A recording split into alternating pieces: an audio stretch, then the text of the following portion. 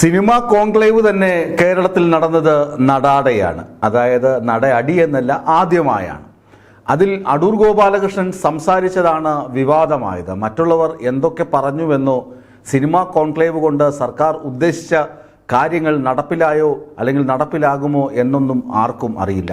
അടൂർ ഗോപാലകൃഷ്ണനെ അറഞ്ചം പൊറഞ്ചം ആക്ഷേപിക്കാനും അധിക്ഷേപിക്കാനുമാണ് നാടാകെയുള്ള സാംസ്കാരിക പ്രമുഖരൊക്കെ ശ്രമിച്ചുകൊണ്ടിരിക്കുന്നത്. Social media തുറന്നാൽ അടൂരിനെ 10 തെറിവിളിച്ച പേജുകളും അതുപോലെ തന്നെ കുറിപ്പുകളുമൊക്കെയാണ് കാണാൻ കഴിയുന്നത്. അടൂര് പറഞ്ഞതിൽ എന്താണ് തെറ്റ് എന്ന ചോദ്യമാണ് ഞാൻ ഉന്നയിക്കുന്നത്.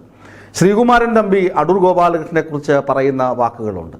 അടൂർ ഗോപാലകൃഷ്ണൻ പരിണിതപ്രജ്ഞനായ സിനിമാക്കാരനാണ്. ലോകോത്തര സിനിമ സംവിധായകരിൽ ഒരാളാണ്, ജീവിച്ചിരിക്കുന്നവരൊരാളാണ് അടൂർ ഗോപാലകൃഷ്ണൻ. അദ്ദേഹം പറഞ്ഞുകൊണ്ടിരിക്കുമ്പോൾ പുഷ്പവതി അവർ എണീറ്റ് നിന്ന് ബഹളം വയ്ക്കുകയൊക്കെ ചെയ്തിരുന്നു. അവർ സംഗീത നാടക അക്കാദമിയുടെ ഉപാധ്യക്ഷയാണ്, പിന്നണി ഗായികയാണ്, നാടൻപാട്ട് കലാകാരിയാണ്, 25 വർഷമായി ഗാന രംഗത്ത് പ്രവർത്തിക്കുന്ന വ്യക്തിയാണ്. അതിലൊന്നും ആർക്കും ഒരു തർക്കവുമില്ല. അവർ എണീറ്റ് നിന്ന് പ്രതിഷേധിച്ചതിനോടും വിയോജിപ്പൊന്നുമില്ല. ജനാധിപത്യ രാജ്യമാണ്, നമ്മൾ എണീറ്റ് നിന്ന് പ്രതിഷേധിക്കുക തന്നെ ചെയ്യും, ആര് എന്തു പറഞ്ഞാലും. പക്ഷേ കാള പെറ്റു എന്ന് കേട്ട ഉടനെ കയറെടുത്ത് ഓടുന്ന കേരളത്തിന് ഈ ഒരു സോഷ്യൽ മീഡിയ ജ്വരമുണ്ടല്ലോ, അത് എന്തിനാണ് എന്നാണ് വ്യക്തമാകാത്തത്. അടൂർ ഗോപാലകൃഷ്ണൻ പറഞ്ഞതിൻ്റെ ചുരുക്കം ഇത്രയേ ഉള്ളൂ. 1.5 കോടി രൂപ സിനിമ നിർമ്മിക്കുന്നതിന് വേണ്ടി ആളുകൾക്ക് കൊടുക്കുന്നുണ്ട്. ഇതുവരെ 5 സിനിമകളാണ് നിർമ്മിച്ചിട്ടുള്ളത് 1.5 കോടി ബജറ്റിൽ. ഇതിൽ പല സിനിമകളും ശ്രീകുമാരൻ തമ്പി സാറൊക്കെ കണ്ടു എന്നാണ് പറയുന്നത്. അതിനകത്ത് 1.5 കോടി രൂപ ചെലവഴിച്ചതിൻ്റെ തെളിവുകളൊന്നുമില്ല. ഏകദേശം 26ഓളം ഫീച്ചർ ഫിലിമുകളും അതിലധികം ഡോക്യുമെൻ്ററികളും നിർമ്മിച്ചിട്ടുള്ള വ്യക്തിയാണല്ലോ ശ്രീകുമാരൻ തമ്പി സാർ. അദ്ദേഹത്തിനൊക്കെ അറിയാമല്ലോ ഒരു സിനിമയ്ക്ക് എത്ര ചിലവാകുമെന്ന്. ഒരു സ്റ്റാർ നടന് വാല്യൂ ഉള്ള നടനെ വെച്ച് എടുക്കാൻ 1.5 കോടി രൂപയൊക്കെ മതിയാകും. അപ്പോഴാണ് നമ്മുടെ സർക്കാർ ഇവർക്ക് ഗ്രാൻഡ് നൽകുന്നത്, സംവിധായകർക്ക് ഗ്രാൻഡ് നൽകുന്നത്. പല ഘട്ടങ്ങളിലായാണ് തുക നൽകുന്നത് എന്നൊക്കെ സർക്കാർ വിശദീകരിക്കുന്നുണ്ട്. സംവിധായകൻ പറഞ്ഞിട്ടുണ്ട്. ഈ കാര്യങ്ങളൊക്കെ അവർ വിശദീകരിച്ച് KSFDC ഒക്കെ വിശദീകരിക്കുന്നുണ്ട്. അതൊക്കെ അവിടെ നിൽക്കട്ടെ. അടൂർ പറഞ്ഞതിൻ്റെ വ്യക്തമായ ചിത്രം അവതരിപ്പിക്കുകയാണ് എൻ്റെ ലക്ഷ്യം. അടൂർ പറഞ്ഞത് മറ്റൊന്നുമല്ല. അടൂർ പറഞ്ഞത് ഇങ്ങനെ വാരിക്കോരി പണം കൊടുക്കണമോ, അത് പിന്നാക്ക സമുദായക്കാരെ ലക്ഷ്യം വെച്ചിട്ടല്ല. പിന്നാക്ക സമുദായക്കാരും അല്ലെങ്കിൽ മറ്റ് ആളുകൾ മാത്രമല്ലല്ലോ സിനിമ എടുക്കാൻ മുന്നോട്ട് വരുന്നത്. സർക്കാരിൻ്റെ ഗ്രാൻഡിന് വേണ്ടി വനിതകൾ രംഗത്ത് വരുന്നുണ്ട്. അതുപോലെ ഇവർക്കൊക്കെ ഇത്രയും പൈസ വാരിക്കോരി കൊടുക്കേണ്ടതുണ്ടോ എന്ന ഒരു ചോദ്യമാണ്. 50 ലക്ഷം രൂപ ആദ്യം ഒരു സിനിമയ്ക്ക് വേണ്ടി കൊടുക്കുകയാണെങ്കിൽ 3 പേർക്ക് അതിനുള്ള അവസരം ലഭിക്കും. അങ്ങനെ 3 പേർക്ക് അവസരം കൊടുക്കുമ്പോൾ പിന്നാക്ക സമുദായത്തിൽ നിന്നാണെങ്കിലും 3 പേർക്ക് സിനിമാ മേഖലയിലേക്ക് കടന്നു വരാൻ കഴിയും. ഇപ്പോൾ ഇൻ്റർവ്യൂ ഉണ്ട്. അതായത് ആദ്യം തിരക്കഥ സമർപ്പിക്കുന്നു. തിരക്കഥ സമർപ്പിച്ചിട്ട് അതിനെ വിലയിരുത്തി ഒരു പാനൽ വിലയിരുത്തി ഒരു ഇൻ്റർവ്യൂ ബോർഡിലേക്ക് പോകുന്നു. ആ ഇൻ്റർവ്യൂവിൽ ഇവരുടെ അഭിരുചിയും ഇവരുടെ സിനിമാ സങ്കേതങ്ങളെക്കുറിച്ചുള്ള അറിവുമൊക്കെ പരിശോധിക്കുന്നു. അത് കഴിഞ്ഞിട്ടാണ് സിനിമ ചിത്രീകരണത്തിനുള്ള ഫണ്ടൊക്കെ അനുവദിക്കുന്നത്. പിന്നെ ഈ സ്ക്രിപ്റ്റിൻ്റെ ഇംഗ്ലീഷ് ട്രാൻസ്ലേഷൻ കാണിക്കണം, അത് 90 മിനിറ്റായി നിജപ്പെടുത്തണം. അങ്ങനെയൊക്കെ ഒരു ഇടപെടലൊക്കെ നടത്തിയ ശേഷമാണ് കാശ് കൊടുക്കുന്നത്. ഇതൊക്കെ വാസ്തവമായിരിക്കെ തന്നെ അടൂർ പറഞ്ഞതിൽ എന്താണ് തെറ്റ് എന്ന ചോദ്യം തന്നെയാണ് വീണ്ടും വീണ്ടും ഉയരുന്നത്. അടൂർ പറഞ്ഞത് വ്യക്തമാണ്. ഇങ്ങനെ ഒരാൾ സിനിമ എടുക്കുന്നതിന് വേണ്ടി KSFDCയെ സമീപിച്ചാൽ, സർക്കാരിനെ സമീപിച്ചാൽ, സാംസ്കാരിക വകുപ്പിനെ സമീപിച്ചാൽ, അവർ തിരക്കഥ തന്നാൽ അവരുടെ തിരക്കഥ വായിച്ചു നോക്കി ആ തിരക്കഥയ്ക്ക് മൂല്യമുണ്ട് എന്നൊക്കെ കണ്ട് അവരൊക്കെ സിനിമ എടുക്കാൻ അനുമതി കൊടുത്താൽ അവർക്ക് ഒരു 3 മാസത്തെ സിനിമാ പഠനം, ഒരു ട്രെയിനിങ് കൂടി കൊടുക്കണം. 3 മാസത്തെ സിനിമാ പഠനം കൂടി അവർക്ക് നിർബന്ധിതമാക്കിയാൽ ഒരു സിനിമ എങ്ങനെ നിർമ്മിക്കണം, സിനിമ എന്താണ് എന്നൊക്കെ അവരെ പഠിപ്പിച്ചു കഴിഞ്ഞാൽ അത് കൂടുതൽ ഗുണം ചെയ്യും. അതെന്തിനാണ് കേരളത്തിലെ സാംസ്കാരിക മേഖലയ്ക്കും മലയാള സിനിമയ്ക്കും അത് ഏറെ ഗുണം ചെയ്യും. ഇവർക്ക് വീണ്ടും സിനിമകൾ ചെയ്യാനുള്ള അവസരവും ലഭിക്കും എന്ന് ഒരു പരിണിതപ്രജ്ഞനായ ദാദേ ഫാൽക്കെ അവാർഡൊക്കെ ലഭിച്ച ഒരു വ്യക്തി, ഇത്രയും പ്രായമുള്ള ഒരു വ്യക്തി പറഞ്ഞാൽ എന്താണ് അതിൽ തെറ്റ്? അതിനകത്ത് എവിടെയാണ് ജാതി വിദ്വേഷം ഇരിക്കുന്നത്? അതാണ് ഞാൻ ആദ്യം പറഞ്ഞത്. കാള പെറ്റു എന്ന് കേട്ട ഉടനെ കയറെടുത്ത് കൊണ്ടോടി.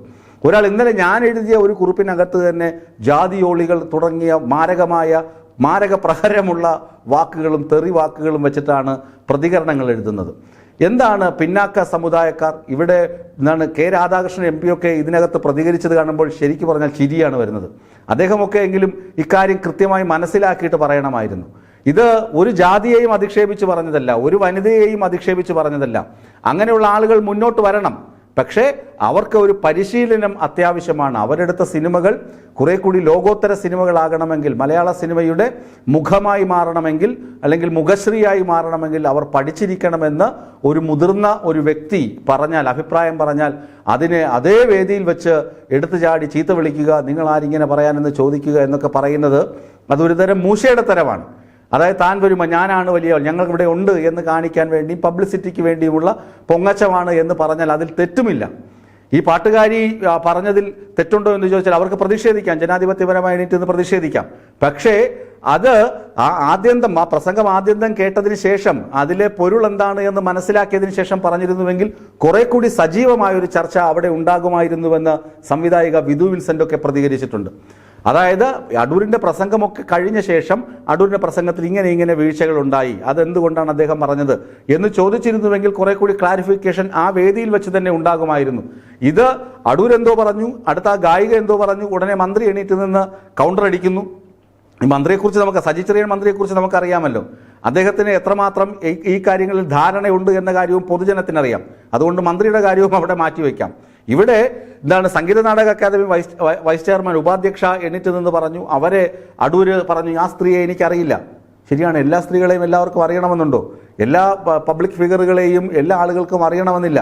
അവരെ ഞാൻ അറിയില്ല എന്ന് പറഞ്ഞാൽ എന്താണ് തെറ്റ്? അവരെണീറ്റ് നിന്ന്, ഞാൻ പ്രസംഗിക്കുമ്പോൾ എണീറ്റ് നിന്ന് തടസ്സം ഉന്നയിച്ചത് എന്തിനാണ് എന്ന് എനിക്കറിയില്ല. അതിൻ്റെ ആവശ്യമുണ്ടായിരുന്നു? ഇങ്ങനെ വഴിയെ പോണ എല്ലാവരും കയറി നിന്ന് പറയാൻ തുടങ്ങിയാൽ കോൺക്ലേവിൻ്റെ അർത്ഥം എന്താണ്?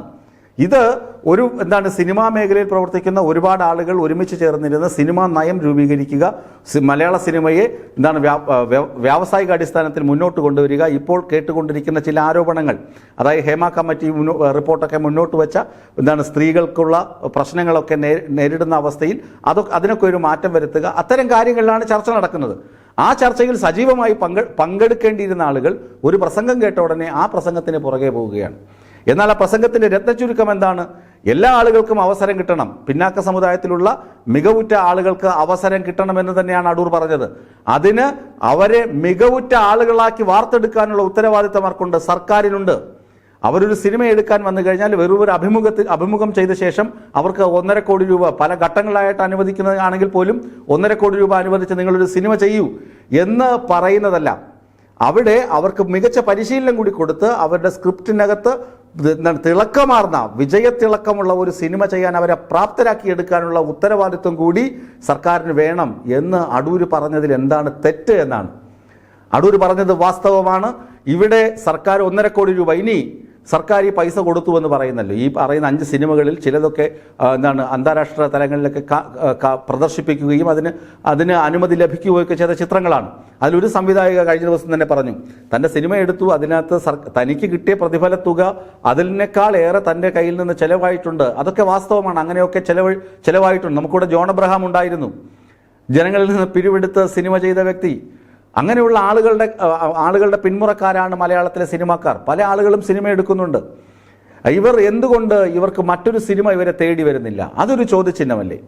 ഇങ്ങനെ 5 സിനിമ അല്ലെങ്കിൽ സിനിമ എടുത്തു, സർക്കാരിൻ്റെ സഹായത്തോടു കൂടി ഒരു സിനിമ എടുത്തു, അന്താരാഷ്ട്ര ബഹുമതികൾ നേടി, എങ്കിൽ ആ സംവിധായകനെ തേടി അല്ലെങ്കിൽ ആ സംവിധായകനെ തേടി എന്തുകൊണ്ട് മറ്റ് നിർമ്മാതാക്കൾ എത്തുന്നില്ല? മറ്റ് നിർമ്മാതാക്കൾ അവരെ എത്തേണ്ടതല്ലേ? ഡോക്ടർ ബിജു സിനിമ എടുക്കുന്നു, അദ്ദേഹത്തെ തേടി നിർമ്മാതാക്കൾ എത്തുന്നുണ്ടല്ലോ. അദ്ദേഹത്തിൻ്റെ സിനിമകൾ, അദ്ദേഹം നിലവാരമുള്ള സിനിമകൾ എടുക്കുന്നു, പ്രശസ്തമായ ഭൂമികകളിൽ അത് പ്രദർശിപ്പിക്കുന്നു, അംഗീകാരം ലഭിക്കുന്നു, അദ്ദേഹത്തെ തേടി വീണ്ടും സിനിമകൾ വരുന്നു, നിർമ്മാതാക്കൾ വരുന്നു. അപ്പോൾ പ്രിയനന്ദന് പോലും നിർമ്മാതാക്കൾ ലഭിക്കാത്ത അവസ്ഥയാണ്. പ്രിയനന്ദൻ പോലും അവസാന സിനിമ ഇപ്പോൾ എടുക്കുമ്പോൾ അദ്ദേഹം ഒരുപാട് സ്ട്രഗിൾ ചെയ്തിട്ടാണ് സിനിമ എടുത്തതെന്ന് അദ്ദേഹം തന്നെ പറഞ്ഞിട്ടുണ്ട്. അതുപോലെ ഇനിയിപ്പോൾ കൊമേഴ്ഷ്യൽ സിനിമ എടുക്കുന്ന ആളുകൾക്ക് പോലും ഒരുപാട് സ്ട്രഗിൾ നേരിടേണ്ടി വരുന്നുണ്ട്. അപ്പോൾ ഇങ്ങനെ ആർട്ട് ഫിലിം എടുക്കുന്ന ആളുകൾക്ക്, സമാന്തര സിനിമകൾ എടുക്കുന്ന ആളുകൾക്ക് സ്ട്രഗിൾ ചെയ്യുക എന്ന് പറയുന്നത് അത് സിനിമയുടെ ഉൾച്ചേർന്നിട്ടുള്ള ഘടകമാണ്. അടൂർ പറയുന്നത് ഇത്രമാത്രമാണ്, ഇവർക്ക് കാശ് കൊടുക്കുന്നതിലൊന്നും ഒരു കുഴപ്പവുമില്ല. പക്ഷേ 1.5 കോടി എന്ന് പറയുന്നത് വലിയ ഒരു തുകയാണ്. അത് ഇനിയും കൂട്ടിക്കൊടുക്കുക എന്ന് പറയുന്നത് ഒരു കൊമേഴ്ഷ്യൽ സിനിമ നിർമ്മിക്കുന്നതിനുള്ള കാശാകും അത്. അപ്പോൾ അവർക്ക് കൊടുക്കുന്ന തുക 50 ലക്ഷമാക്കി കഴിഞ്ഞാൽ 3 പേർക്ക് സിനിമ ചെയ്യുവാനുള്ള അവസരം ഉണ്ടാകും. 3 സിനിമ മലയാളത്തിൽ നിർമ്മിക്കാൻ കഴിയും, മലയാളത്തിൽ പുറത്തിറങ്ങും. അവർക്ക് 3 പേർക്കും 3 സംവിധായകർക്കും പരിശീലനം കൊടുക്കാൻ കഴിയും. അപ്പോൾ ഒരേ ടൈം ഫ്രെയിമിൽ തന്നെ 3 സിനിമകൾ ഇറക്കാൻ കഴിയും. ഇതൊക്കെ ഒരു വളരെ മികവുറ്റ ഒരു ചലച്ചിത്രകാരൻ വന്ന് പ്രസംഗിക്കുമ്പോൾ അതിൻ്റെ ഉൾക്കാമ്പറിയാതെ അദ്ദേഹം ജാതി വിരുദ്ധമായി സംസാരിച്ചു, സ്ത്രീ വിരുദ്ധമായി സംസാരിച്ചു എന്നൊക്കെ പറഞ്ഞ് കോണത്തിലെ ന്യായം പറഞ്ഞുകൊണ്ട് ഇറങ്ങിത്തിരിക്കുന്ന മഠയന്മാർ, അവന്മാർ എന്താണ് ഇതിൽ നിന്ന് മനസ്സിലാക്കുന്നത്? അവർക്ക് എന്ത് സാംസ്കാരിക മൂല്യമാണ് തലയ്ക്കകത്തുള്ളതെന്ന് ഒരു പിടിയും കിട്ടുന്നില്ല. ഏതായാലും അടൂരിനൊപ്പമാണ് വിസ്മയ ന്യൂസ് എന്ന് പറയുകയാണ്.